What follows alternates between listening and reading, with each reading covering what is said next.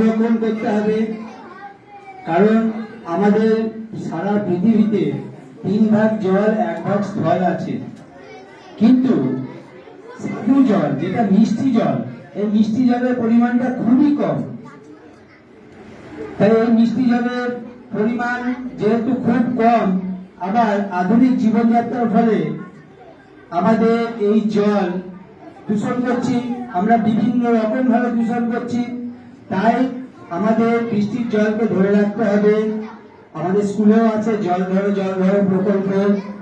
এই প্রকল্পের মাধ্যমে আমরা জলকে ভূগর্ভে কিছুটা পাঠাতে পারছি। এইভাবে সারা ভারতবর্ষেই জল ভরো প্রকল্প কাজ চলছে।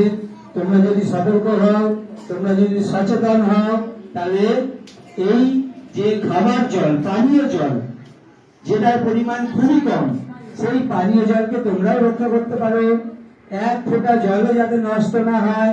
বাড়িতে যখন জল ব্যবহার করবে, মা জল কল থেকে নিয়ে আসবে, কলের থেকে এনে জল ঢেকে রাখবে, সেই জল পরিমাণ মতন ব্যবহার করবে, অকারণে জল নষ্ট করবে না। তাহলে আগামী পৃথিবী সুন্দরভাবে জলকে আমরা বাঁচাতে পারবো। কেমন? পরে ফোন করছি, অনুষ্ঠান হচ্ছে।